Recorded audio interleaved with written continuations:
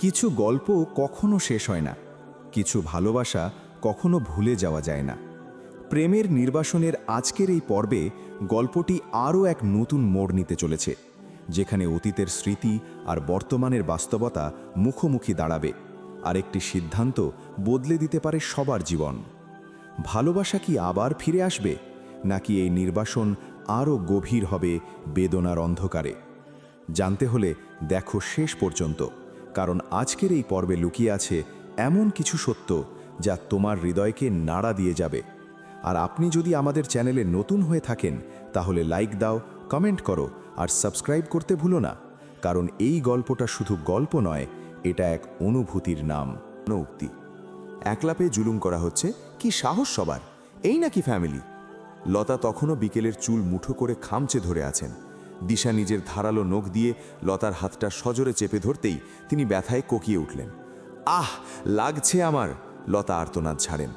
দিশা দাঁত কিড়মিড় করে পাল্টা প্রশ্ন ছুড়ল, ওর লাগছিল না? অন্যকে আঘাত করার সময় খুব আমোদ হয়, আর নিজের বেলায় বুঝি খুব লাগছে? হুঁ? লতা ঝামটা দিয়ে বলে উঠলেন, 2 দিন আগে এসে খুব তো দরদও ফেলে পড়ছে। আমরা ওকে ছোটবেলা থেকে মানুষ করেছি, ভালোও যেমন বেসেছি, শাসন করার অধিকারও আমাদের আছে। এই ডাইনি শাসন করার কোনো অধিকার তোমার নেই। দিশার কণ্ঠে রীতিমতো আগুন ঝরে পড়ে। ওর বাপ বেঁচে আছে, সে বুঝবে। এখন সরো এখান থেকে। কথাটা বলেই এক ধাক্কায় লতাকে সরিয়ে দিল সে। লতা পুরোপুরি হতভম্ব। আইরিনের চোখে রাজ্যের মুগ্ধতা, কিন্তু বিকেল, সে পাথরের মতো নিরুত্তাপ। তার ভেতর কোনো অনুভূতির লেশমাত্র নেই। দিশা বিকেলের বাহু ধরে টেনে বলল, ওঠ এই মেয়ে, ওঠ বলছি। বিকেল যান্ত্রিকভাবে উঠে দাঁড়ালো। দিশা রুক্ষ দৃষ্টিতে লতার দিকে তাকিয়ে শেষ সতর্কবাণী দেওয়ার ভঙ্গিমায় ছড়ে, ওসমানের পরিবারে এতদিন কেউ ছিল না বলে যা খুশি করেছ, এখন থেকে সেসব ভুলে যাও। আমাদের ঘরের কাহিনী আমরাই বুঝে নেব। নিজের সীমার মধ্যে থাকতে শেখো। আইরিনকে লক্ষ্য করে সে ঝংকার দিয়ে উঠল, আর তুমিও চোখের সামনে মারছে, অথচ হাবা ভাতের মতো দাঁড়িয়ে দাঁড়িয়ে দেখছ।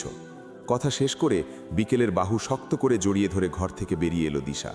পেছন থেকে লতার গর্জনী শোনা নেল, 2 দিনের বৈরাগী এসে ভাতের মার গালানো, তোকেও দেখে নেব আমি। যেতে যেতেই দিশা জবাব দিল, তোর সামনেই বসে থাকবো নে সারাদিন, খুব ভালো করে দেখে নিস তখন। এরপর বিড়বিড় করে একটা ভয়ানক গালি ছুড়ে দিল সে। গালিটা বিকেলের কানে যেতেই মেয়েটা প্রথমবারের মতো মুখ তুলে দিশার দিকে দেখল। তাই দেখে দিশা ভ্রু কুচকে সুধা, কি দেখছ? ওই রকম নীচ লোকেদের জন্য এই গালিই পাও না। ভদ্রলোকের সঙ্গে ভদ্রতা মানায়, পিশাচের সঙ্গে নয়। বিকেলকে এক প্রকার টেনেই নিজের ঘরের ভেতর নিয়ে এলো দিশা। পা রাখতেই দিশার মনে হয় এ যেন কোনো বসত ঘর নয়, বরং একটা ছোটোখাটো রণক্ষেত্র। হালকা ধুলো আর অযত্নের একটা আস্তরণ পড়ে আছে চারদিকে। ড্রেসিং টেবিলের আয়নার সামনে প্রসাধন সামগ্রীগুলো শ্রীহীনভাবে ছড়ানো ছিটানো। ওয়ার্ড্রোবের কয়েকটা ড্রয়ার আধখোলা হয়ে আছে, যেখান থেকে কাপড়ের কোনা ঝুলে থাকতে দেখা যাচ্ছে। বেডসাইড টেবিলের উপর স্তূপ হয়ে আছে পুরনো খবরের কাগজ আর দরকারি অদরকারি কতগুলো জিনিস। বিছানার একপাশে এক গাদা জামা কাপড় দলা পাকিয়ে রাখা, আর পড়ার টেবিলটা তো রীতিমতো কুরুক্ষেত্র। দিশা চারদিকে তীক্ষ্ণ নজরে তাকিয়ে একটা দীর্ঘশ্বাস ছাড়ে। তার চোখে মুখে বিরক্তি আর বিষাদ মিলেমিশে একাকার হয়। এটা তোমার ঘর নাকি কোনো ধ্বংসাবশেষ? কি হাল করে রেখেছ বলো তো নিজের? দিশার কণ্ঠে প্রকাশ পায় চাপা ধমক। বিকেল যেন নিজের অস্তিত্ব নিয়ে লজ্জিত। মেঝের দিকে তাকিয়ে খুব নিচু স্বরে উত্তর দিল সে, আমি আসলে বরাবরই একটু অগোছালো স্বভাবের। তৃপ্তি সবসময় সব টেনে টুনে গুছিয়ে রাখত। তৃপ্তি ঠোঁটের কোণে একটা বাঁকা হাসি ফুটিয়ে তুলে আলতো শ্লেষ মিশিয়ে বলে, ঘর তো চমৎকার গুছিয়ে রাখত সে, কিন্তু তোমার জীবনটা একদম আষ্টে পিষ্টে অগোছালো করে দিয়ে চলে গেছে। কি দারুণ ব্যাপার, তাই না? বিকেলের চোয়াল শক্ত হয়ে এলো। মেয়েটার ভেতরে একরাশ বিষণ্ণতা দলা পাকিয়ে উঠছে। দিশা গলার সিল্কের স্কার্ফটা আলগোছে খুলে চেয়ারের হাতলে রাখে। তারপর শক্ত করে বিকেলের হাত ধরে তাকে সেই চেয়ারে বসিয়ে দিয়ে নিজেই লেগে পড়ল ঘরের কাজে। কোনো কথা না বাড়িয়ে বিছানার পুরনো চাদরটা এক হ্যাচকায় টেনে উপরে তোলে।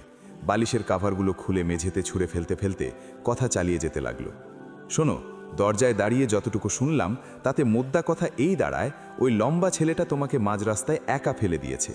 ভালোবাসার দোহাই দিয়ে সে তোমার ওপর আধিপত্য বিস্তার করলো, তোমার ব্যক্তিগত জীবনে ঢুকে পড়ল, আর কাজ হাসিল হতেই তোমার কাজিনকে বগল দাবা করে পগার পার হলো।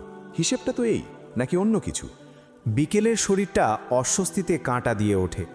দিশার কথাগুলো তীরের মতো সরাসরি এসে বিঁধছে ওর বুকে। প্রতিবাদের কোনো ভাষা নেই তার কাছে। অবরুদ্ধ কান্নার চাপে গলাটা বুজে আসছে। চোখের কোণে জমে থাকা লোনা জলটুকু হাতের উল্টো পিঠে মুছে নিয়ে আবারও শান্ত হওয়ার চেষ্টা করল সে। দিশা তার দিকে তাকিয়ে একটা গম্ভীর নিঃশ্বাস ফেলে। তারপর বিছানায় নতুন চাদর পাততে পাততে বলল, জানো আমাদের মেয়েদের সবচেয়ে সুন্দর দিক কোনটা? আমরা চাইলে একদম অচেনা অজানা একজনের কষ্টের জন্যেও ঘন্টার পর ঘন্টা চোখের জল ফেলতে পারি। আমাদের হৃদয়টা মোমের মতো বিগলিত হতে জানে। আবার সবচেয়ে হতাশাজনক দিক কোনটা জানো? নিজের চোখে প্রতারণা দেখেও আমরা সেই প্রতারকের বিরুদ্ধে একটা শক্ত কথাও বলতে পারি না। আমরা অন্যকে ভালোবাসতে গিয়ে নিজেদের সম্মান করতে ভুলে যাই। নিজের চেয়ে অন্য কাউকে বড় করে ভাবাই আমাদের কাল হয়ে দাঁড়ায়। বিকেল ধরা গলায় বলল, আমার এখনও কিছুতেই বিশ্বাস হচ্ছে না। উনি আমার সাথে এতটা নিষ্ঠুর, এতটা অমানুষ কিভাবে হতে পারলেন? দিশা চাদরের কোণাগুলো ম্যাট্রেসের নিচে গুজতে গুজতে শান্ত স্বরে জবাবে বলে, কিভাবে এত নিশ্চিত হচ্ছ তুমি? তোমার বাবাকেই দেখো। আমার কাছে তোমার মা সম্পর্কে কত রকম জঘন্য কথা যে বলেছে, কত নিকৃষ্ট কথাবার্তা শুনিয়েছে আমাকে পটাতে। আমি সব বুঝতাম, অথচ তিনি একবারও ভাবলেন না যে মানুষটা আজ আর নেই, সে মৃত। তার নামে অপবাদ গেয়ে আর লাভ কি? বিটেল আবারও স্তব্ধ হয়ে গেল।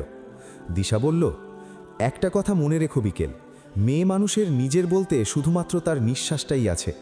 এই নগ্ন সত্যটা যত তাড়াতাড়ি স্বীকার করে নেবে, দেখবে জীবনের অর্ধেক জটিলতা এক নিমিষেই হালকা হয়ে গেছে। মেয়েটা পাথরের মতো বসে রয়। দিশা নতুন বালিশের কাভারগুলো ঠিকঠাক করে গুজে দিয়ে সোজা হয়ে দাঁড়ায়। বিকেলের চোখে চোখ রেখে বলে, আমার সাথে কি খুব অস্বস্তি হচ্ছে? আমাকে কি তোমার মায়ের মতো মনে হচ্ছে? শোনো, মা আসলে কারো বিকল্প হয় না। আমাকে জাস্ট একজন সাধারণ মানুষ ভাবো, যে তোমার ভালো চায়। একজন শুভাকাঙ্ক্ষী ধরো আমাকে। বিকেল মুখ তুলে দিশার চোখের দিকে চাইল। দিশা ওর চোখে চোখ রেখে আলতো করে হাসে। পরক্ষণেই হাসিটা মুছে ফেলে বেশ সিরিয়াস হয়ে জিজ্ঞেস করল, এখন বলো তুমি আসলে কি চাও? কি চাইব? বিকেলের কণ্ঠে জড়তা আর অসহায়ত্ব মাখানো। নিজের কোলের ওপর রাখা হাত দুটো সে অস্থিরভাবে মোচড়াচ্ছে। তোমার কি কিছুই চাওয়ার নেই? তোমার সাথে এত বড় একটা অন্যায় হয়ে গেল, সব হারিয়ে তুমি কি স্রেফ হাত গুটিয়ে বসে থাকবে? কিছু বলবে না? কিছু করতে ইচ্ছা করে না? এ কথায় মাথা নিচু করে গভীর ভাবনায় ডুব দিল সে। ঘর গোছানো শেষ করে দিশা তার ঠিক সামনে এসে দাঁড়ালো। আবারও তাগাদা দিয়ে বলল, শান্ত হয়ে ভাবো, ভেবে বলো কি চাও তুমি। কথা দিচ্ছি আমি তোমাকে সাহায্য করব। কিন্তু আপনি কেন আমাকে হেল্প করবেন? কারণটা কি? নিজের অজান্তেই অবচেতনের তাড়নায় মুখ ফুটে এহেন প্রশ্ন করে বসল মেয়েটা। দিশা এক মুহূর্তের জন্য পাথরের মূর্তির মতো থমকে গেল। ঘরের ভেতর নেমে এলো নিস্তব্ধতা। পরমুহূর্তেই হো হো করে প্রাণখোলা হাসিতে ফেটে পড়ে সে।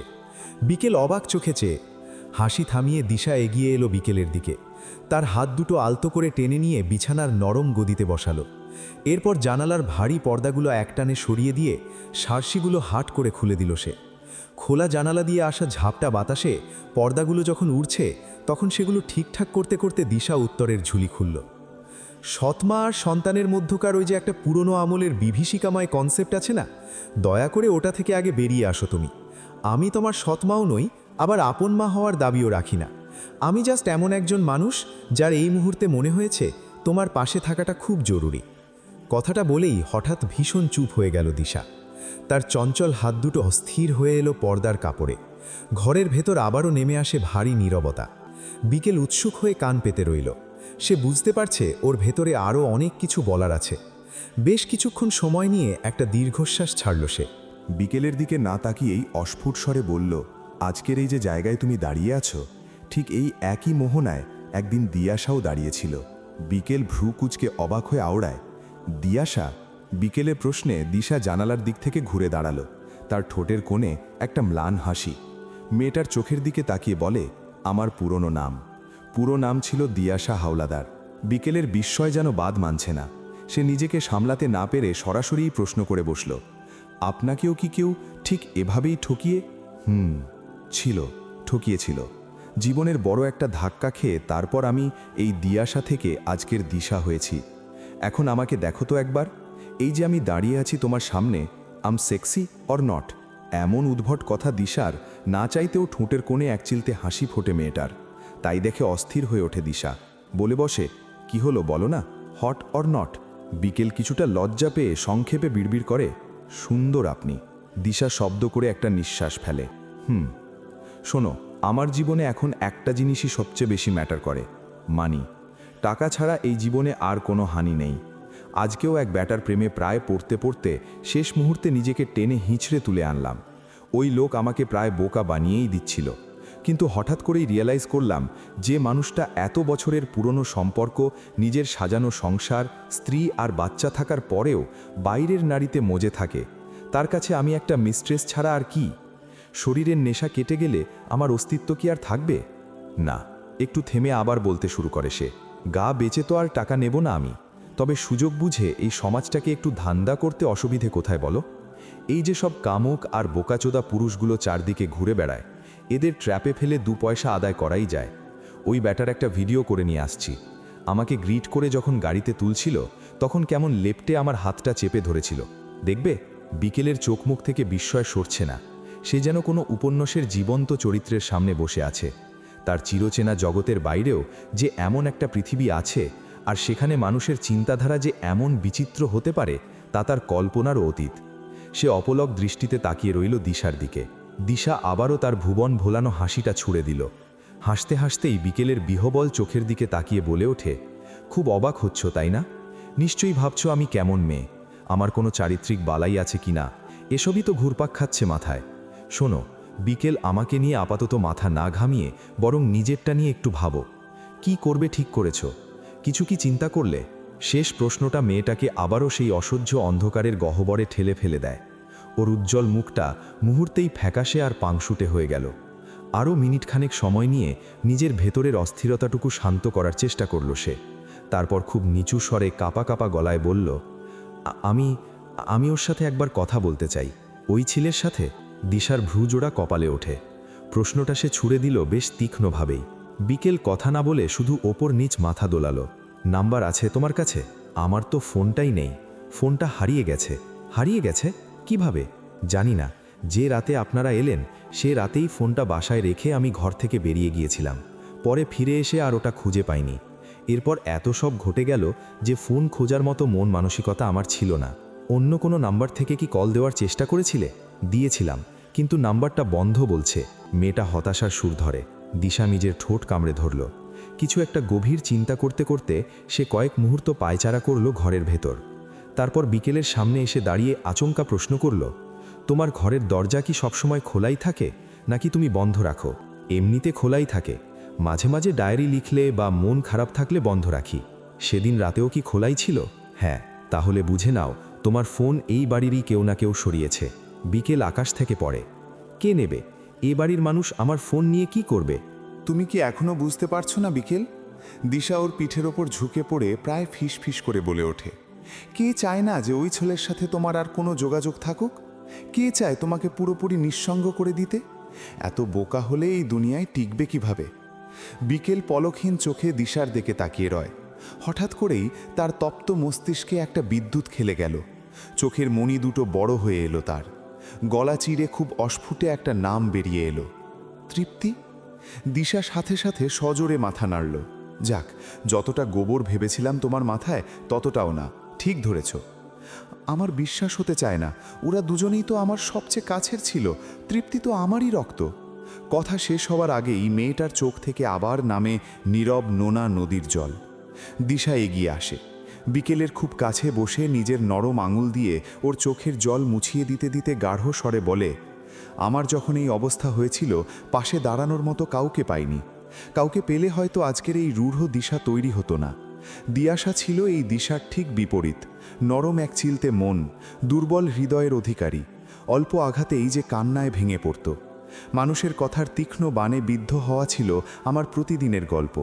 আর আজকের এই দিশাকে দেখছ তো, মুখে কোনো লাগাম নেই, কারো কথার 2 পয়সা দাম দেই না। কে কি ভাবলো তাতে আমার কিচ্ছু আসে যায় না।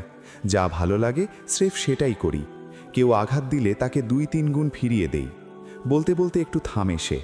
বিকেলের মাথায় হাত বুলিয়ে দিয়ে বলল, কিন্তু মনের গহীনে দিয়াশা তো এখনো মরে যায়নি। তাই হয়তো এই হাতটা তোমার চোখের জল মুছিয়ে দিতে উঠল। কান্নাকাটি এবার থামাও, আমাদের সামনে অনেক কাজ। বিকেল অবুঝ শিশুর মতো ফ্যাল করে তাকিয়ে শুধালো, কিসের কাজ? তোমার এই তছনছ হয়ে যাওয়া জীবনটাকে নতুন করে সাজানোর কাজ। যারা তোমার সাজানো বাগান ভেঙে দিয়ে অট্টহাসি হাসছে তাদের চোখে মুখে আফসোস দেখতে চাও না? তুমি কি চাও না তোমার সাফল্যে তারা পুড়ে ছারখার হয়ে যাক, নাকি তারা আজকে জিতেছে বলে আগামীকালও জিতবে এটাই তোমার কাম্য? বিকেল প্রত্যুত্তরে কিছুই বলতে পারল না। তার বোবা দৃষ্টি জানালার বাইরে দিগন্তের দিকে নিবদ্ধ রইল। ওয়াফি ঘুমিয়ে পড়েছে। ওসমান মির্জা বিছানায় আধ শোয়া হয়েছিলেন, হাতে সম্ভবত কোনো ম্যাগাজিন বা ফাইল, কিন্তু তার মন সেখানে নেই। স্ত্রীর এমন প্রশ্নে চশমার উপর দিয়ে একবার তাকালেন তিনি, গম্ভীর গলায় জবাব দিলেন, তা জেনে তোমার কাজ কি? তুমি ফিরতে তো আরও সময় নিতে পারতে। দিশার বুক চিরে একটা দীর্ঘশ্বাস বেরিয়ে এলো। লোকটা তাকে কটাক্ষ করছে, সেও ছেড়ে দেওয়ার পাত্রী নয়। চটপট উত্তর দিয়ে বসল, ফিরেছিলাম অনেক আগেই, আপনার মেয়ের কাছেই ছিলাম। সবাই মিলে যা শুরু করেছে না এই বাড়িতে, ওর নিজের কর্মফলেই ওর সাথে এসব হচ্ছে। ওসমান মির্জা কথার মাঝখানে বাধা দিলেন, কে বলেছিল এই বয়সে এসে প্রেম পীড়িতি করতে, তাও কিনা বাড়ির ছেলের সাথে? দিশা ঝাঁঝাল স্বরে উত্তর করল, বাইরে তো যায়নি, করেছে ঘরেই। আর এই বয়সে এসে ভালোবাসা হওয়াটা একদম স্বাভাবিক ওসমান। তোমার মতো বুড়ো মানুষের যদি নতুন করে প্রেমিকা দরকার হয়, তবে ওর কেন হবে না? দিশা। ওসমান মির্জা হতভম্ব। দিশা একটু দমে ড্রেসিং টেবিলের সামনে দাঁড়িয়ে চুলগুলো পাঞ্চ ক্লিপ দিয়ে আটতে আটতে আয়নায় ওসমানের প্রতিবিম্বের দিকে তাকালো। Sorry, but honestly speaking Osman, আমি চেয়েছিলাম তুমি অন্তত একবার মেয়েটার পাশে দাঁড়াবে। You should take a stand. ওর হয়ে আমি প্রতিবাদ করব। কার বিরুদ্ধে করব শুনি? আমার নিজের বড় ভাইয়ের বিরুদ্ধে? তাতে কি তোমার জাত যাবে? তুমি ওর বাবা, দায়িত্ব কি একদম নেই তোমার? দিশার কণ্ঠে স্পষ্ট বিরক্তি। ঘরের ভেতর এমনিতেই যুদ্ধে কমতি নেই, আর ওটা নিয়ে বাড়িতে একদম অশান্তি বাড়াবে না দিশা। তুমি তোমার মতো থাকো, ওর ব্যাপারটা মাথা থেকে ঝেড়ে ফেলো। ওসমান মির্জা আলোচনার ইতি টানতে চাইলেন। রিয়েলি? এত সহজে কথাগুলো বলছো তুমি? How could you? দিশা ঘুরে দাঁড়িয়ে ওসমানের মুখোমুখি হলো। আজকে বিকেলের জন্য তোমার মনে এত নির্লিপ্ততা? কাল যদি একই পরিস্থিতি আমার ওয়াকির ক্ষেত্রে হয়, তখনও কি আমি সব মাথা থেকে ঝেড়ে ফেলব? ওসমান মির্জা সরাসরি দিশার চোখে চোখ রেখে বললেন, ওয়াফি আর বিকেল এক নয়। আলাদা কিসে? ওয়াফি তোমার রক্ত, বিকেলও তো তাই। কথায় না পেরে ওসমান মির্জা কঠোর স্বরে বললেন, এইবার তোমার সঙ্গে মাঝরাতে এই অর্থহীন তর্ক করতে একদম ভালো লাগছে না দিশা। দিশাও পাল্টা জবাব দিল, আমারও সেম, ভালো লাগছে না এত রাতে ঝগড়া করতে।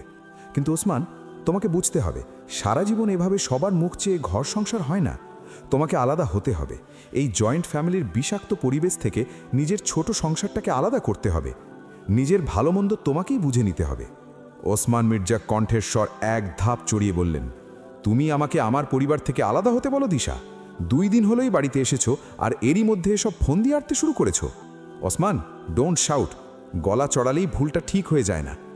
দিশার আঙুল ওসমানের দিকে স্থির। তোমার উচিত ছিল আরও আগেই এই সংসার থেকে বেরিয়ে আসা। তাহলে হয়তো নিজের পরিবারের প্রতি তোমার দায়িত্ববোধ তৈরি হতো। মেয়েটা আজ এভাবে ঘরে গুমড়ে মরতো না। চোখের সামনে এত বড় একটা অন্যায় দেখেও কিভাবে তুমি এত নির্লিপ্ত থাকো, সেটা ভেবেই আমার ব্লাড প্রেশার বেড়ে যাচ্ছে। কিসের অন্যায়? ও গেছে কেন প্রেম মারাইতে? আমার মুখটা খারাপ করিও না। মানলাম বড় ভাইয়ের ছেলে খারাপ, কিন্তু আমার মেয়ে কি একদম দুধে ধোয়া তুলসী পাতা? দিশা স্তব্ধ হলো। কিছুক্ষণ পলকহীন তাকিয়ে থেকে বলে উঠল, বিশ্বাস হচ্ছে না, নিজের মেয়ের ব্যাপারে এমন কথা বলছো তুমি। সত্যি ওসমান, বিশ্বাস হচ্ছে না। I thought you are a gentleman. Disha, don't threat me. আমার কিন্তু মাথা বিগড়ে যাচ্ছে। এসব পারিবারিক কেচ্ছা কোনো কালেই আমার পছন্দময়, আজও না। প্লিজ এসব থেকে দূরে থাকো, তোমার জন্যই ভালো হবে। না হলে আমাকে... কি বলো? থামলে কেন? ওসমান মির্জা কিছুই বলতে পারলেন না। চোয়াল শক্ত করে জানালার দিকে তাকালেন। দিশা অবজ্ঞার একটা হাসি হেসে ওয়াশরুমে চলে গেল ফ্রেশ হতে।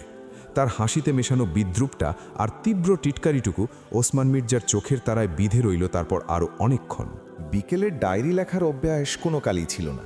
তবুও মনের কোণে যখন বিষাদের মেঘ জমত কিংবা মায়ের জন্য প্রাণটা আইঢাই করে উঠত, তখন সেই অব্যক্ত কথাগুলোই কালির আঁচড়ে সাদা পাতায় ঠাঁই পেত।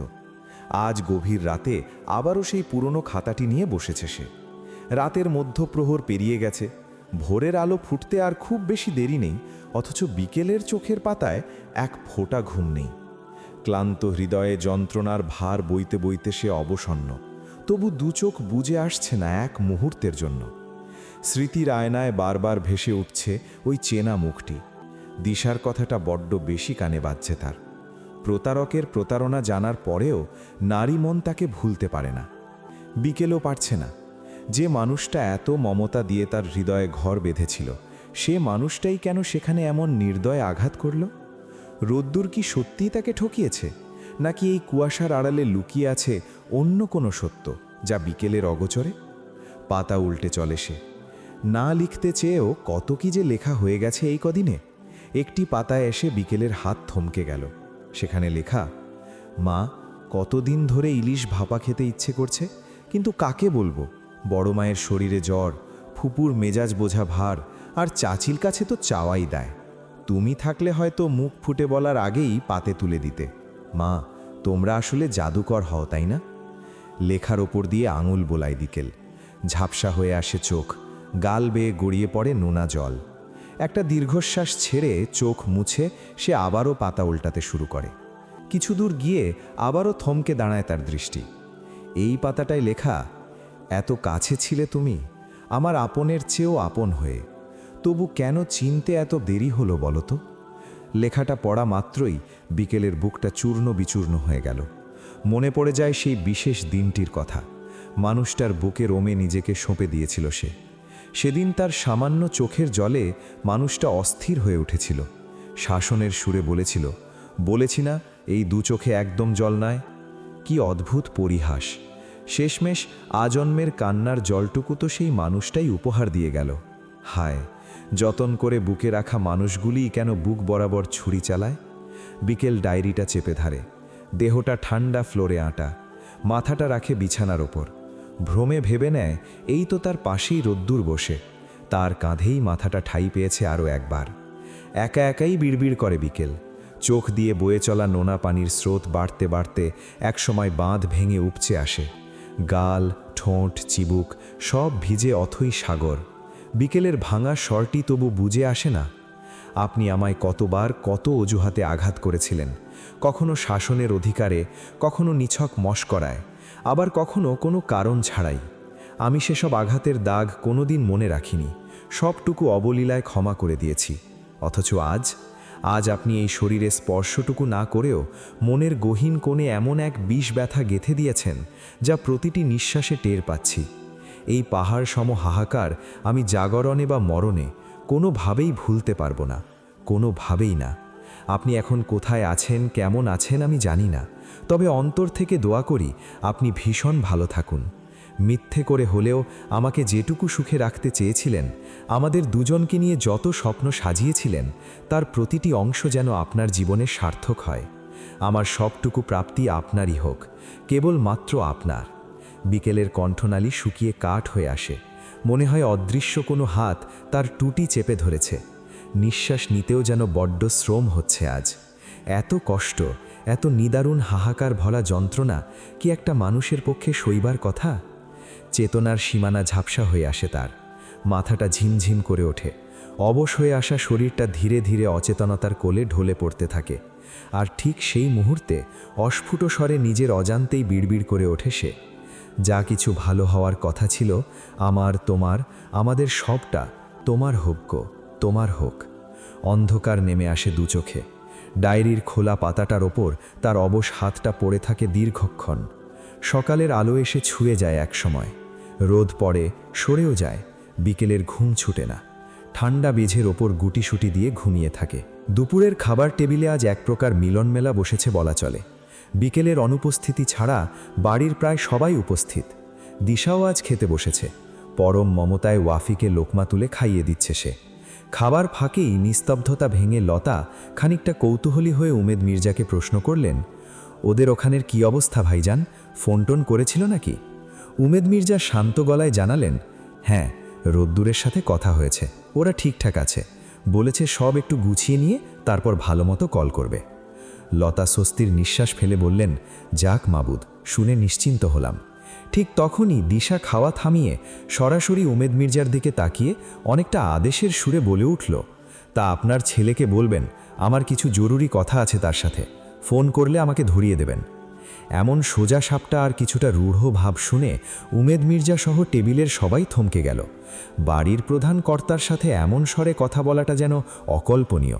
ওসমান সাহেব তৎক্ষণাৎ ধমকের সুরে বলে উঠলেন, বিনয়ীভাবে কথা বলতে কি তোমার খুব অসুবিধা হয় দিশা? দিশা ভ্রু কুঁচকে জবাব দিল, বাপরে, আমি তো স্বাভাবিকভাবেই বলেছি, এখন কি কথা বলার জন্য পা জড়িয়ে ধরে বলতে হবে নাকি? ভাইয়ের রাগকে সামাল দিতে উমেদ মির্জা মাঝপথে থামিয়ে দিলেন।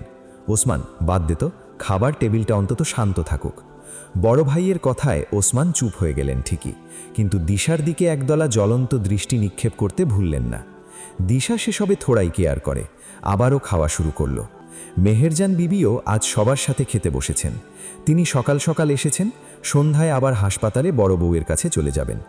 মেহেরজান বিবি হঠাৎ তৃপ্তির ঢেকুর তুলে বলে উঠলেন, তোর পোলা যে ওই মাইয়ার হাত থাইকে বাঁচছে, এইটাই বড় কথা। ওসমানের ঘরে কি এক অলক্ষী পয়দা হইছে, যেখানে মুখ দেয় সেখানেই অশান্তি। বড় চিন্তায় ছিলাম রোদ ভাইরে নিয়া, এখন অন্তত চিন্তা থাইকে মুক্তি পাইলাম। কথাটা শোনা মাত্রই দিশার পিত্ত জ্বলে গেল।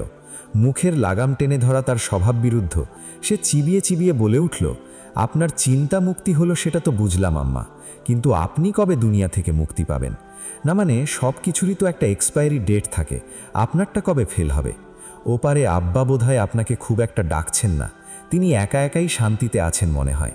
আপনি গেলে আবার বেচারার দৌড়ঝাঁপ শুরু হয়ে যাবে, যেমনটা এখানে আমাদের সবাইকে নাচাচ্ছেন। বলেই দিশা নির্বিকার ভঙ্গিতে এক লোকমা খাবার মুখে পুরল, যেন খুব সাধারণ কোনো গল্প করেছে সে। অথচ ওদিকে পুরো টেবিল স্তব্ধ, সবার খাওয়া বন্ধ হয়ে গেছে। প্রত্যেকে হাঁ করে দিশার মুখের দিকে চেয়ে আছে। কিন্তু দিশা কি আর কাউকে 2 পয়সা পাত্তা দেওয়ার মেয়ে? মোটেই নয়। সে নিজের মনেই খেয়ে চলল বাকি সব। কখন যে মেঝের বড় কার্পেটটা নিজের শরীরের ওপর টেনে নিয়েছে মেয়েটি, সে নিজেও টের পায়নি।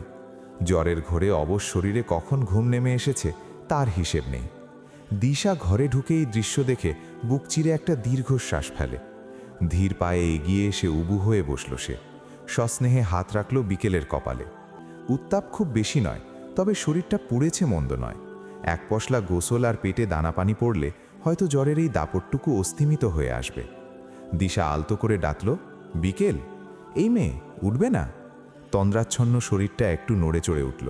পিটপিট করে চোখ মেলে তাকালো বিকেল। কয়েক মুহূর্তের জন্যে সে দিশেহারা।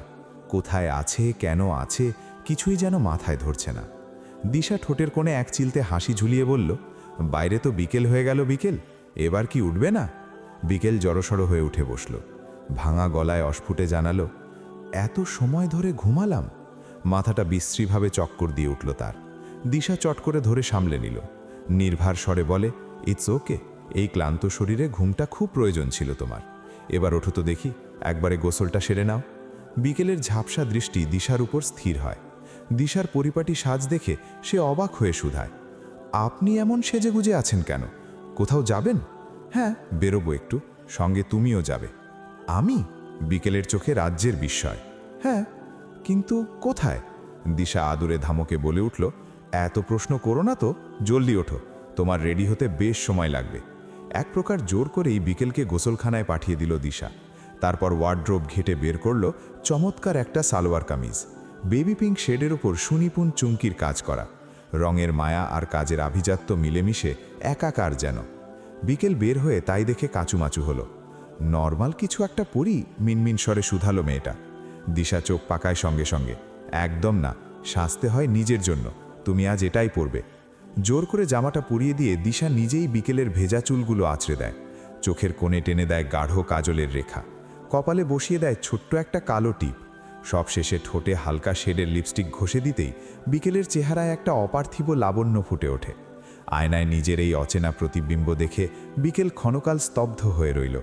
তাকে মুগ্ধ হতে দেখে দিশা ম্লান হাসল। চিরুনিটা পাশে রেখে বলল, শোনো মেয়ে, সাজলে মন ভালো থাকে। একসময় যখন আমার ভীষণ ভীষণ মন খারাপ হতো, তখন বোকার মতো কাঁদতে বসতাম, আর এখন সাজতে বসি।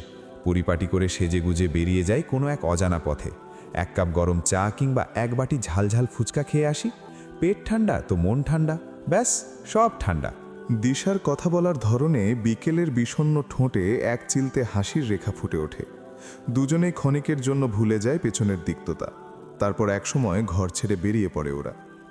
বিকেল নিচু হয়ে একজোড়া সাধারণ স্লিপার বের করে। দিশার তা পছন্দ হলো না। সে জুতার র্যাকে হাত বুলিয়ে নিজের মনেই বলল, এই পাশটা তোমার। বিকেল মৃদু ঘাড় নেড়ে সায় দিল। দিশা একটি ফ্ল্যাট হিল বের করে এনে বিকেলের সামনে ধরে বলল, এইটা পড়ো, এই পোশাকের সাথে এটা বেশ মানাবে। বিকেল কিছুটা জড়সড় হয়ে জুতো জোড়া পায়ে গলাতে লাগলো। ঠিক ঠিক সেই মুহূর্তেই কোথা থেকে যেন ভূতের ন্যায় উদয় হলেন মেহেরজান। পান খাওয়া লাল ঠোঁট দুটো বাঁকিয়ে একটা অদ্ভুত কুটিল হাসিতে ফেটে পড়লেন তিনি। কর্কশ স্বরে বলে উঠলেন, আইজগা আবার সাইজা গুইজা কই রওনা দিছোস? এক পাখি তো হাতের ফাঁক দিয়া উইরা গেছে গা, অহন কি আরেক পাখি খুঁজতে যাইতাছোস নাকি? কথাটা তীরের মতো বিঁধল মেয়েটার বুকে। মুহূর্তেই তার দু চোখের কোণে অশ্রুর ধারা নেমে আসার উপক্রম হয়। কিন্তু দিশা তো চুপ করে কারো অযথা কথা শোনার মেয়ে নয়। সে ঠোঁটে এক চিলতে বিদ্রুপাত্মক হাসি ঝুলিয়ে সপাটে উত্তর দিল, জি আম্মা, একদম ঠিক ধরছেন। মেয়েটা ছেলে থুক্কু ছেঁড়া টোকাতে যাইতেছে, আর আমি ওর সাথে যাচ্ছি ওকে হেল্প করতে। ও ছেঁড়া টোকাবে আর আমি সেই ছেঁড়ার বাপ টোকাবো। দিশার মুখে এমন সোজা সাপটা টিটকারি শুনে মেহেরজান মুহূর্তের জন্য স্তব্ধ হয়ে গেলেন। বিকেলের বিষণ্ণ চোখেও বিস্ময়ের ভিড়। মেহেরজান চটে গিয়ে বললেন, বউ, তুমি আমার সাথে এমনে বেত্তমিজগিরি করতেছ কেন? তোমার সাহস তো কম না? আপনিও বা এত চোপা চালান কেন আম্মা? দিশার কণ্ঠে ধারালো শ্লেষ। একটু চুপচাপ থাকলে কি খুব ক্ষতি হয়? আমি চুপ থাকমু? আমি? এটা আমার সংসার, বুঝছস? মেহেরজান বুক ফুলিয়ে নিজের আধিপত্য জাহির করতে চাইলেন। দিশা তার মুখোমুখি দাঁড়িয়ে ধীরস্থির গলায় বলল, ছিল আম্মা, এখন আর নাই। আপনার জামাইও ফুট্টুস, আপনিও ফুট্টুস। আমার জামাই এখনও আছে, সো এইটা এখন আমার সংসার। আর যেহেতু এই মেয়েটা আমার জামাইয়ের মেয়ে, সেই হিসাবে ও এখন আমারও মেয়ে। হিসাব ক্লিয়ার তো, নাকি আরও বুঝিয়ে বলবো? মেহেরজানের মুখটা কালো হয়। তিনি কাঁপা গলায় বললেন, বৌমা, ওসমান রে কুমু, তোমার একটা গতি সে করাই বই। তোমার থেকে এই রকম ব্যবহার আমি আশা করি নাই। আমিও তো ভাবি নাই আম্মা আপনি যে এত বড় মাপের কুটনি হবেন। ওসমানের মুখে আপনার প্রশংসা শুনে তো ভেবেছিলাম আপনি বুঝি কত ভালো মানুষ। আসলে মানুষ চিনতে আমারই ভুল হয়েছিল। মেহেরজান আহত এবং স্তম্ভিত চোখে চেয়ে রইলেন। তার সেই চাউনিকে বিন্দুমাত্র পরোয়া না করে দিশা সজোরে বিকেলের হাত ধরল। তারপর এক প্রকার টানতে টানতে তাকে নিয়ে সদর দরজা দিয়ে বেরিয়ে গেল। রিকশার চাকায় গতির সঞ্চার না হওয়া পর্যন্ত বিকেল মুখে কুলু পেটে বসে রইল। বাতাসের ঝাপটা চোখে মুখে লাগতে শুরু করলে সে নীরবতা ভেঙে দিশার দিকে তাকিয়ে আলতস্বরে প্রশ্ন ছুড়ল, আপনার ভয় করে না? দিশা ভ্রু কুচকে পাল্টা প্রশ্ন করল, কেন, আমি কি কোনো অপরাধ করেছি? বিকেল কিছুটা ইতস্তত হয়ে ঘাড় নাড়ায়, না। তাহলে ভয়টা পাবো কিসে? ভয় পেলেই বরং মনের ক্ষয় শুরু হয়, আর ভয় পাওয়া মানেই তো অর্ধেক হার মেনে নেওয়া। আমি এত সহজে হাঁটতে শিখিনি বিকেল। বিকেল চুপ করে সামনের রাস্তার দিকে চেয়ে রইল। শহরের ব্যস্ততা তাদের পাশ কাটিয়ে চলে যাচ্ছে। দিশা কিছুক্ষণ স্তব্ধ থেকে আবারও বলতে শুরু করে, তোমাকে বলেছি না, মেয়েদের একান্ত বলতে কেবল নিজের নিঃশ্বাসটুকুই আপন। ওইটা যতদিন বইছে ততদিন তুমি হার মানবে না। যেখানে তোমার দোষ নেই সেখানে মাথা নোয়ানো মানে নিজের অস্তিত্বকে অপমান করা। শোনো, জীবনটা অনেকটা এই রিক্সা চলার মতো। কখনো মসৃণ রাস্তা পাবে, কখনো খানাখন্দ। কিন্তু তার মানে এই নয় যে তুমি চলা থামিয়ে দেবে। একটু বিরতি দিয়ে পুনরায় বলে ওঠে, নিজের ওপর বিশ্বাস রাখো, বিলিভ ইন ইয়োর সেলফ। দেখবে পৃথিবীটা তোমার পায়ের নিচে লুটিয়ে পড়বে। মানুষের কথায় কান দিলে তুমি কেবল তাদের তৈরি খাঁচাতেই বন্দী থাকবে। আকাশটা কিন্তু সবার জন্য খোলা। তোমার মন খারাপের মেঘগুলোকে বৃষ্টি হয়ে ঝরিয়ে দাও, তারপর দেখবে রোদ উঠবেই।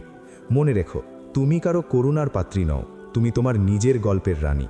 So keep your head high. বিকেল বিমুগ্ধ নয়নে চেয়ে বলল, আপনার কথা শুনলে বিশ্বাস করতে মনে চায়। আপনি কি ম্যাজিশিয়ান? দিশা প্রত্যুত্তরে গুনগুনিয়ে ওঠে। ক্যাটি পেরির একটা বিখ্যাত গানের লাইন শোনা যায় তার সুন্দর দুই ঠোঁটের সুরে, if you only knew what the future holds, after a hurricane comes a rainbow. বিকেল আকাশের বুকে চাইল। সত্যি সত্যি ঝড় সরে গিয়ে রামধনু রা ওঠার সময় এসে গেছে বুঝি। আজ ওসমানের ঘরে স্বয়ং উমেদ মির্জার উপস্থিতি তাকে বেশ অবাক করল। সাধারণত যে কোনো প্রয়োজনে উমেদ মির্জা তাকে ডেকে পাঠান, কিন্তু আজ তিনি নিজেই ওসমানের চৌকাঠে পা রেখেছেন। বিষয়টি ওসমানের কাছে বেশ অস্বাভাবিক এবং কিছুটা অস্বস্তিকর ঠেকল বটে। বিছানায় গভীর ঘুমে আচ্ছন্ন ছোট্ট ওয়াফির দিকে একবার তাকিয়ে নিয়ে উমেদ মির্জা প্রশ্ন করলেন, তোর বউ কোথায় বেরিয়েছে? ওসমান কিছুটা ইতস্তত হয়ে নিচু স্বরে উত্তর দিলেন, এই তো একটু ওর বন্ধুদের সঙ্গে। তাই শুনে উমেদ মির্জার কণ্ঠস্বরে বিরক্তি ফুটে উঠল। এই বাড়ির বউ হয়ে এভাবে বাইরে খোলামেলা চলাফেরা করা, আড্ডাবাজি করা আর রাত বেরাতে বাড়ি ফেরা, এসব কি শোভনীয় ওসমান? ওসমান নিজের অসহায়ত্ব ঢাকতে চেয়ে নিচু স্বরে বললেন, আগের থেকেই এমন, আসলে সবসময় একা থেকেছে তো আমিও সময় দিতে পারতাম না খুব একটা, তাই হয়তো। কথাটা শেষ করতে দিলেন না উমেদ। কঠিন স্বরে বললেন, সেটা আগের হিসেব, এখন তো পরিস্থিতি ভিন্ন, তাই না? এখন সে এই বাড়ির বউ, তাকে তো নিজের মর্যাদা বুঝতে হবে, আর তাকে সেটা বোঝানোর দায়িত্ব তোর। ওসমান দীর্ঘশ্বাস ফেলে বললেন, আমি বলবো, দেখি। এমনিতেও দিশার কথাবার্তা দিন দিন অসংলগ্ন হয়ে উঠছে, কেমন যেন হয়ে যাচ্ছে মেয়েটা। গতরাতে তো বলেই ফেলল আলাদা। কথাটা মাঝপথেই থেমে গেল ওসমানের। উমেদ মির্জা তীক্ষ্ণ দৃষ্টিতে তাকিয়ে জোরালো কণ্ঠে বলে উঠলেন, কি? পুরোটা বল, কি বলেছে সে? কিছুক্ষণ ভেবে নিয়ে ওসমান আবার বলতে শুরু করলেন। বলছিল আমাকে আলাদা হয়ে যেতে, নিজের সংসার নিজে গুছিয়ে নিতে। খুব প্রেশারাইজ করছিল আমাকে, বলছিল আমি নাকি দায়িত্ব জ্ঞানহীন। উমেদ মির্জার মুখ গম্ভীর হয়ে এলো। ওসমান যোগ করলেন, তবে আমি পাত্তা দিইনি। বললেই হলো নাকি, আমরা সবাই একসাথে এতগুলো বছর ধরে আছি। উমেদ মির্জা গম্ভীর স্বরে ভবিষ্যৎবাণী করলেন, আজ পাত্তা না দিলেও কাল তো দিবি। একদিন না একদিন সে তোকে আলাদা করেই ছাড়বে। এসব মেয়েদের তুই চিনিস না ওসমান, এরা দুদিনের জন্য এসে সাজানো ঘর সংসার লণ্ডভণ্ড করে দেয়। ওসমান বিচলিত হয়ে শুধালেন, তাহলে আমি এখন কি করব ভাইজান? আপনি একটা উপায় বলে দেন। এক মুহূর্ত স্থির থেকে উমেদ মির্জা ঠান্ডা মাথায় জানান, ছেড়ে দে ওসমান। কথাটা শুনে ওসমান বিমূঢ় হয়ে তাকিয়ে রইলেন। উমেদ মির্জা পুনরায় বললেন, যেহেতু তোদের কোনো আইনি কাগজ বা রেজিস্ট্রি বিয়ে হয়নি, তাই বের করে দে ওকে। মামলা করারও সুযোগ পাবে না সে। তবে বাচ্চাটাকে দিবি না, ও সঙ্গে থাকলে আপদ বাড়বে। ওকে তুই নিজের কাছে রাখ। আমি তোর জন্য ভালো ঘরের মেয়ে দেখে নতুন বিয়ের ব্যবস্থা করছি। ওসমান মাথা নিচু করলেন। তার মুখে কোনো শব্দ নেই। বুঝতে পেরে তার কাঁধে হাত রেখে আশ্বাসের সুরে বললেন, উমেদ, ভরসা নেই আমার উপর? আছে ভাইজান। তাহলে যা বললাম তাই কর। তোর ভালো থাকাটাই আমার কাছে বড় কথা। আমি বুঝতে পারছি তুই মানসিকভাবে শান্তিতে নেই। ওয়াফির সরল মুখ পানে ওসমান তবু অনেকক্ষণ চেয়ে রইল একা একা। সময়টা দারুণ কাটল ওদের। নিউ মার্কেটের ভিড়ে দিশা আর বিকেল নিজেদের হারিয়ে ফেলেছিল কেনাকাটার আনন্দে। দিশা নিজের জন্য তো বটেই, বিকেলের জন্যেও বেছে বেছে ফ্রক, কাচের চুড়ি আর ছোট্ট কানের টপ কিনল। বিকেল যখন আবদার করে একটা কিউট পানির বোতল চাইল, দিশা হেসেই সেটা তাকে কিনে দিল। রাস্তার ধারের ঝালঝাল ফুচকা, লেবু পানি আর ট্যাংয়ের শরবতে চলল রসনাবিলাস। একটা বার্গার দুজনে ভাগ করে খেতে খেতে ওদের এই অসম অপ্রকাশ্য বন্ধুত্বটার বাঁধন আরও গাঢ় হয়। সেখান থেকে রিকশায় চেপে ওরা যখন জিয়া উদ্যানের সামনে পৌঁছালো, ততক্ষণে রাত নেমেছে।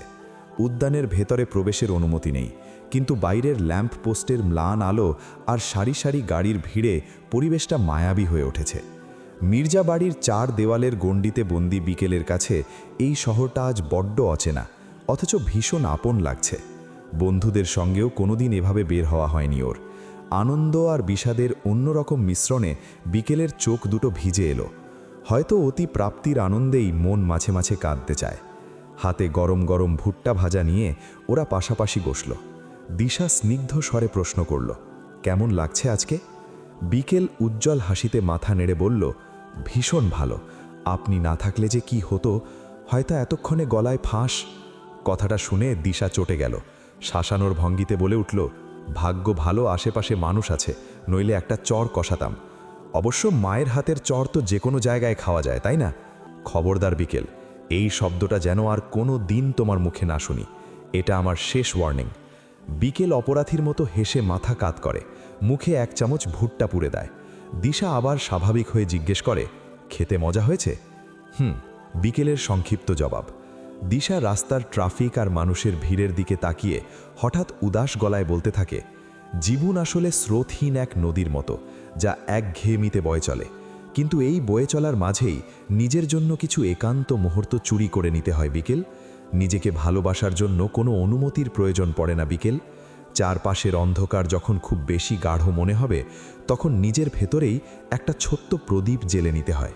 জীবন মানে শুধু টিকে থাকা নয়, জীবন মানে প্রতিটি নিঃশ্বাসে নিজেকে নতুন করে খুঁজে পাওয়া, বারবার জন্ম নেওয়া। বিকেল নিস্তব্ধ হয়ে শুনল কেবল, প্রত্যুত্তর করে না। দিশা চুপ হয়ে পড়ে। দুজনেই ভাবুক হয়ে তাকিয়ে থাকে ব্যস্ত কোলাহলপূর্ণ রাস্তার দিকে।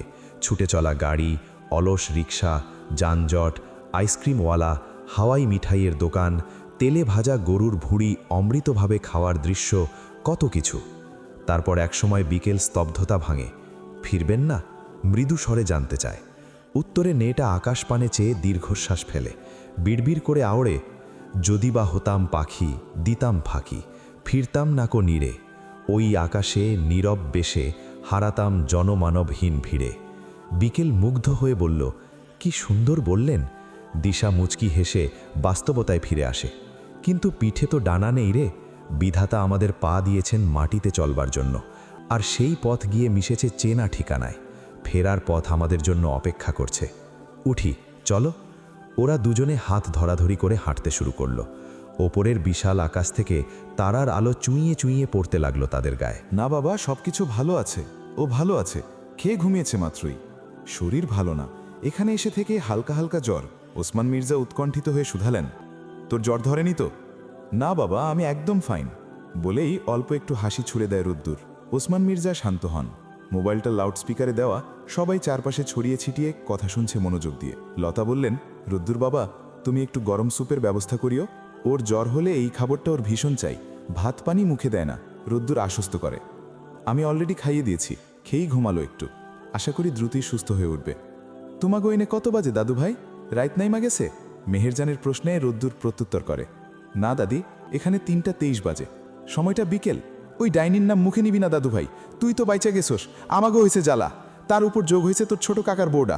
ঘরডায় খালি অশান্তি আর অশান্তি। রুদ্দুর নীরব রইল। লতা সুযোগ পেয়ে আবার নিজের অভিযোগের ঝুলি খুলে বসলেন। আমার গায়ে হাত তুলছে, বিশ্বাস করবা না বাবা? রুদ্দুর শুধালো, ও আপনায় মেরেছে, যেন বিশ্বাস হলো না তার।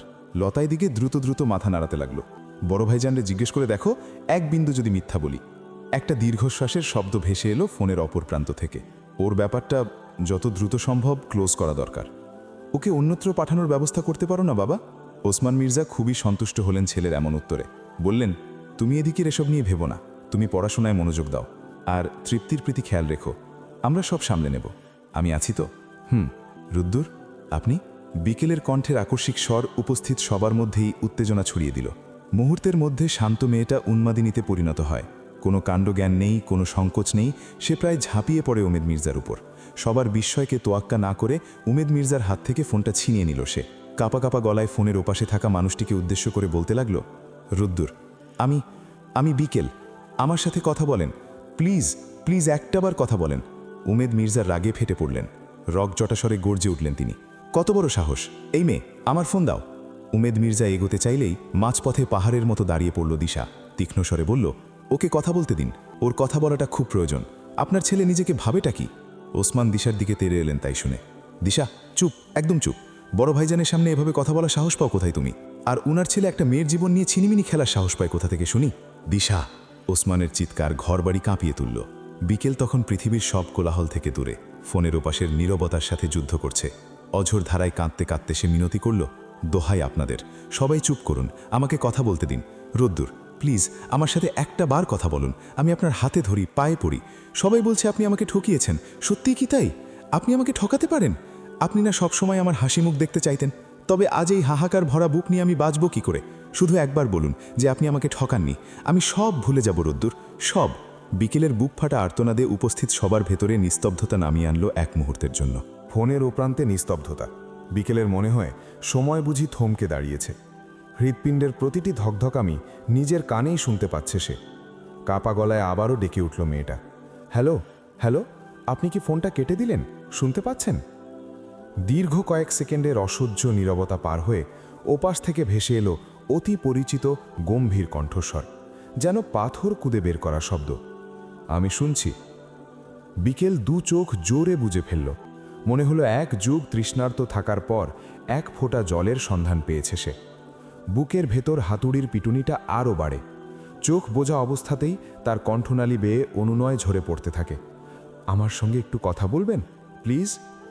সে আশা করেনি কোনো উত্তর আসবে, কিন্তু রোদ্দুর খুব ছোট করে যখন বলল, বলো, ততক্ষণে বিকেল আর স্থির থাকতে পারে না।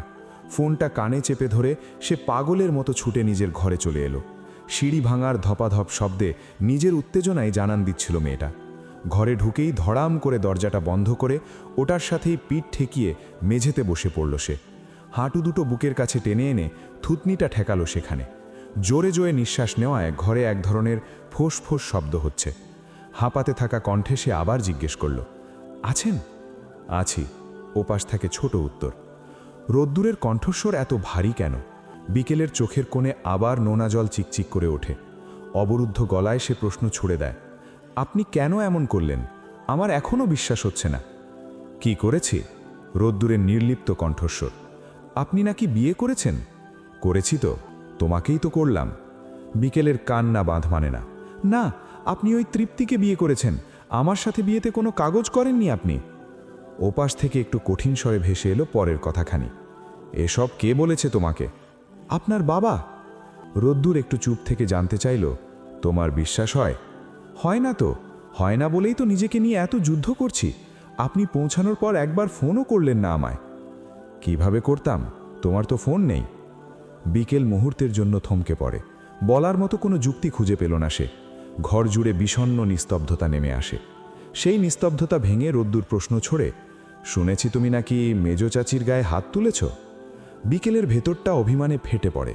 উনি আগে আমাকে মেরেছেন। তাই বলে তুমিও পাল্টা মারবে? তিনি বড় না? বিকেল কথা বাড়ালো না। বুকের ভেতর জমানো পাহাড় সমান প্রশ্নগুলো সব ওলটপালট হয়ে গেছে। কি বলতে চেয়েছিল আর কি বলছে কিছুই মাথায় ঢুকছে না। রোদ্দুরের এমন অযাচিত কঠোর শাসন তাকে আরও একা করে দিচ্ছে যেন। রোদ্দুর একটু নরম গলায় বলল, এমন পাগল হলে কি চলে? বিকেল ফুফিয়ে কেঁদে উঠল নরম স্বর শুনে। তৃপ্তি কেন আপনার সঙ্গে গেল? একটা দীর্ঘশ্বাস ভেসে এলো ওপাশ থেকে। রোদ্দুর শান্ত স্বরে বোঝানোর চেষ্টা করে, আমি জানতাম না বিকেল। এয়ারপোর্টে যাওয়ার পর জানানো হলো ও আমার সাথে যাচ্ছে।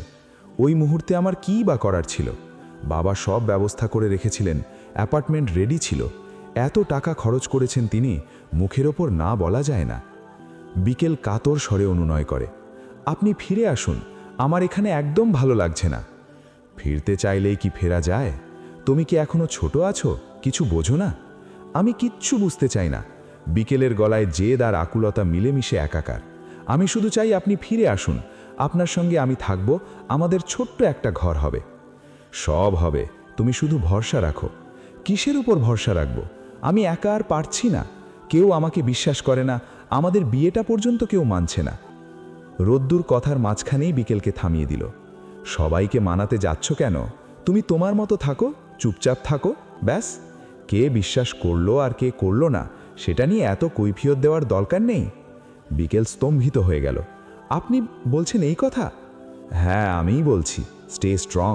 আমি মরে যাইনি, ফিরব, সময় হলেই ফিরব, শুধু তোমার হয়েই ফিরব। বিকেল চুপ করে রইল। ও প্রান্তে রোদ্দুরও নিস্তব্ধ। কয়েক মুহূর্ত পর রোদ্দুর গভীর আবেশে ছুড়ে দিল, তোমাকে ছুঁয়ে ভালোবাসি বলেছিলাম, সেটা অন্তত বিশ্বাস করো না। বিকেলের মুখ দিয়ে কোনো কথা সরল না। পাথর হয়ে বসে রইল মেয়েটা। কথা বলো, রোদ্দুর ডাকল।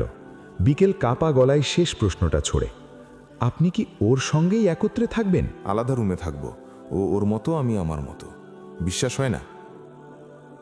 বিকেলের দম বন্ধ হয়ে আসতে চায়। অস্ফুট স্বরে রাখছি বলেই সে লাইনটা কেটে দিতে চাইল, কিন্তু রোদ্দুরের শেষ কথাগুলো কানে এলো পরপর। ঠিকঠাক থেকো, কারোর সঙ্গে খারাপ ব্যবহার করো না, আর পারলে মেজো চাচির কাছে ক্ষমা চেও। ক্ষমা চাইলে কেউ ছোট হয় না বিকেল, শুনছ?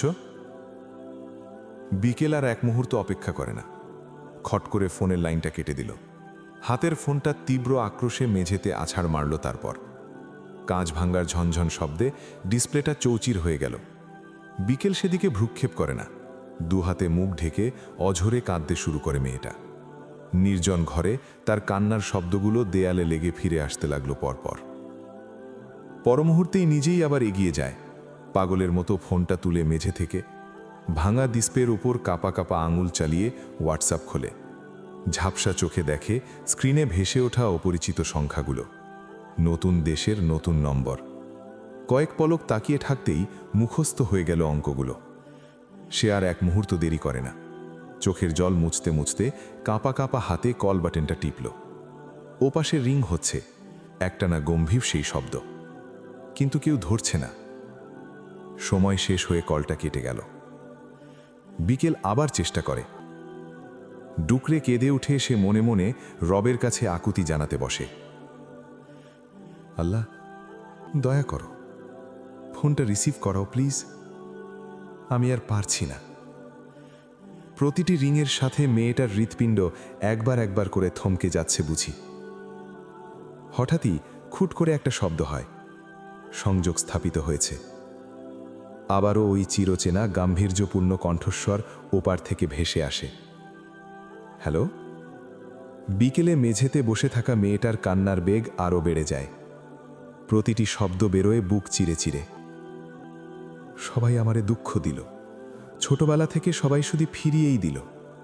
আপনিও শেষে সেই দলেই নাম লেখালেন। আপনার হৃদয়টা এত পাষাণ হলো কেমন করে? বিকেলের হাহাকার রোদ্দুরকে স্পর্শ করার বদলে আরও বিরক্ত করে তুলল বোধহয়। ওপাশ থেকে তার কণ্ঠে ঝরে পড়ে উত্তাপ, আবার সেই উল্টাপাল্টা কথা। আমি ঠিক কি করেছি শুনি? শুধু সঙ্গে তৃপ্তি এসেছে, এটাই তো সমস্যা। আমি সেই মুহূর্তে তোমাকে জানাতাম কিভাবে বলো? তোমার তো ফোনটাও নেই। বেখেয়ালে কোথায় যে ওটা হারিয়ে বসে আছো তারও তো ঠিক নেই। রোদ্দুর! আর্তনাদ ঠিকরে বেরোই বিকেলের গলা চিরে। ওপাশে ছেলেটা আচমকা চুপ হয়ে যায়। কয়েক মুহূর্তের নিস্তব্ধতা কাটে এমনি এমনি। তারপর যখন কথা বলল, কণ্ঠস্বরটা অনেকখানি নমনীয় হয়ে এলো। দেখো, আমি আবারও বলছি, যেচে সম্পর্কটা নষ্ট করো না। আমাদের মাঝে যা ছিল তা আজও আছে।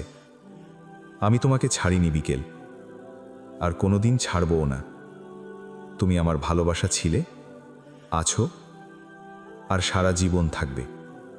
এখন যা হচ্ছে তা সাময়িক একটা ঝড় মাত্র। কয়েকটা দিন যেতে দাও, সব ঠিক হয়ে যাবে। মা একটু সুস্থ হয়ে উঠলেই আমি তৃপ্তিকে দেশে পাঠিয়ে দেওয়ার ব্যবস্থা করব। আর শোনো, আমি শীঘ্রই তোমার জন্য একটা ফোন পাঠাচ্ছি।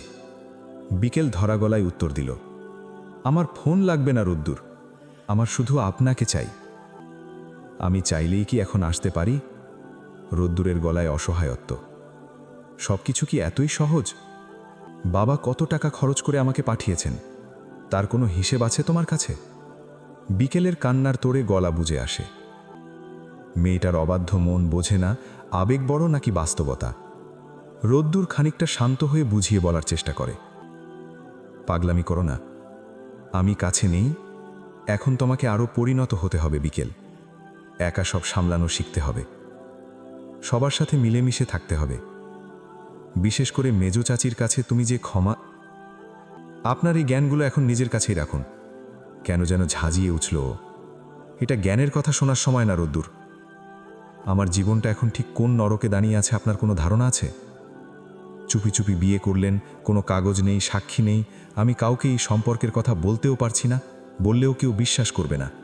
তার উপর আপনার বাবা বলছেন আপনি তৃপ্তিকে বিয়ে করেছেন, ওকে নিয়ে আপনি বিদেশে সংসার করছেন, আর আমাকে বলছেন শান্ত হতে। আজ যদি আমি অন্য কোনো পুরুষের সঙ্গে এক বেডরুম শেয়ার করতাম, আপনি কি এত শান্ত থাকতে পারতেন রোদ্দুর? মেনে নিতেন আপনি? বিকে। রোদ্দুরও তেতে উঠে খানিকটা। নামটা ডাকে এমনভাবে যেন বড্ড দুঃসাহস করছে সে। চিল্লাবেন না একদম। বিকেলের গলাও চড়ে আরও এক ধাপ। চিৎকার করলেই ভুল কথা সঠিক হয়ে যায় না। আমাকে এই অবস্থায় দাঁড় করিয়ে আপনি শান্ত থাকার উপদেশ দিচ্ছেন? রণক্লান্ত যোদ্ধার মতো হার মানে রোদ্দুর। একটা দীর্ঘশ্বাস ফেলে ক্লান্ত স্বরে বলে ওঠে, ফাইন, সব দোষ আমার, সব ভুলও আমার। বড় ভুল করে ফেলেছি আমি। আমার আসলে নিজের মায়ের আগে তোকে রাখা উচিত হয়েছিল। মায়ের সুস্থতা বা শারীরিক উন্নতির কথা না ভেবে আমার উচিত ছিল তোর মানসিক শান্তির কথা ভাবা। তোর সুখের কাছে আমার মা বাবা সব ভেসে যেত, তাতে কার কি আসতো যেত, তাই না? এই কথাগুলো আগে কেন ভাবেননি? তখন কেন মনে ছিল না যে আপনার বাবা মা আছে? বিকেল, তুই কিন্তু সীমা ছাড়াচ্ছিস এবার। মায়ের অসুস্থতা কি আমি আগে থেকে জানতাম? কে জানতো যে হঠাৎ ওনার এই অবস্থা হবে?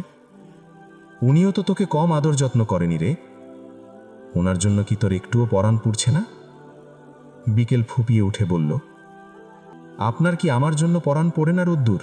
রোদ্দুর থমকায়, পর মুহূর্তেই বিষণ্ণ হাসি হেসে উঠে বলে, পড়ে বলেই এখনও কথা বলছি। যদি বিশ্বাসঘাতকতাই করার ইচ্ছা থাকতো তবে তোর ছায়াও মারাতাম না আমি। বিকেল মুহূর্তেই নিস্তব্ধ হয়ে গেল। এই একটি বাক্য তাসের ঘরের মতো তার সব তর্কের পাহাড় ভেঙে দিল যেন।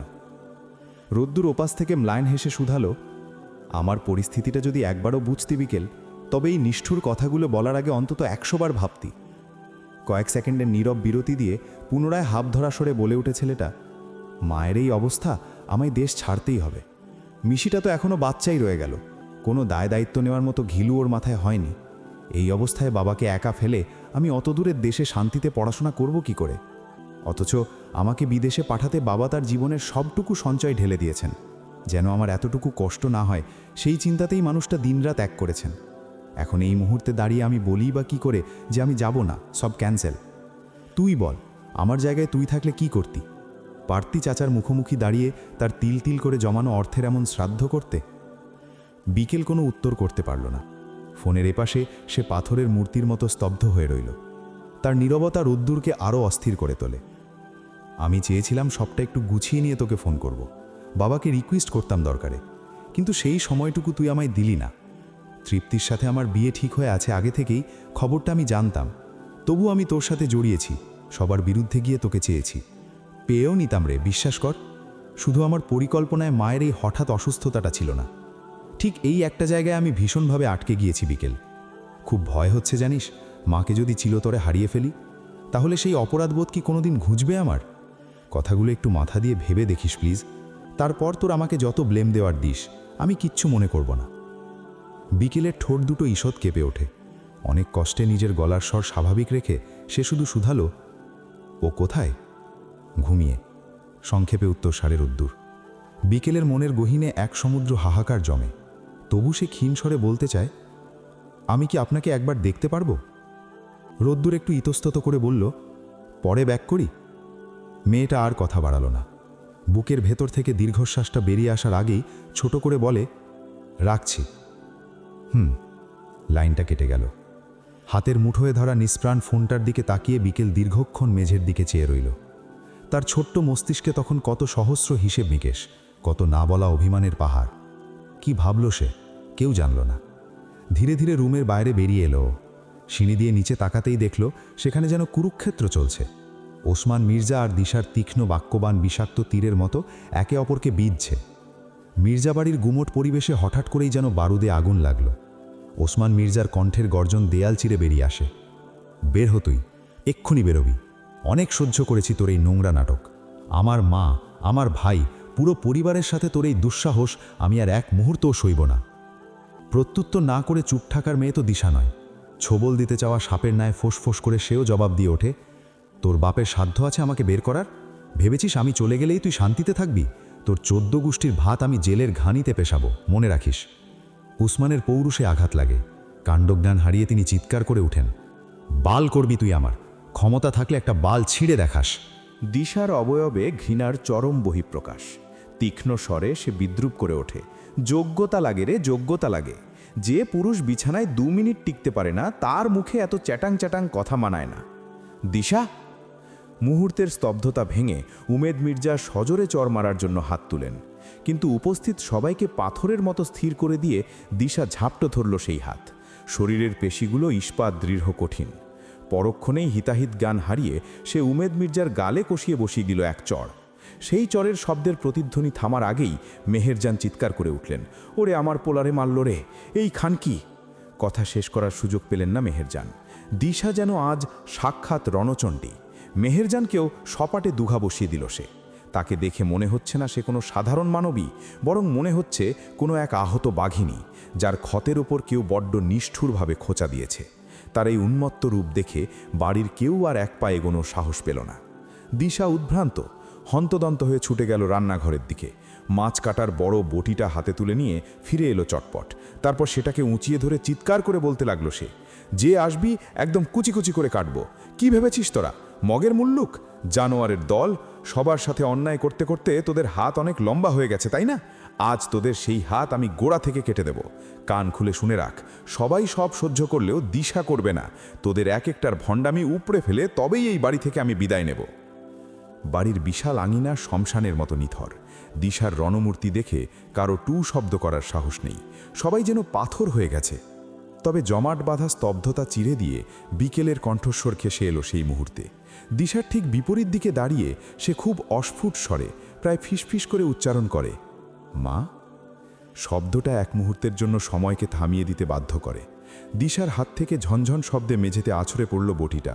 থমকে গেল সে। তার উত্তপ্ত রক্তচক্ষু নিমেষেই ভিজে কোনো এক অজানা কারণে। অবিশ্বাস্য গলায় সে পাল্টা প্রশ্ন করল, কি বললে তুমি আমাকে? বিকেল কাঁপতে থাকা ঠোঁটজোড়া দাঁত দিয়ে চেপে ধরে, অশ্রু ভেজা চোখে পুনরায় আওড়ালো, মা। মুহূর্তের ব্যবধানে সব ক্রোধ ধূলিসাৎ হয়ে যায়।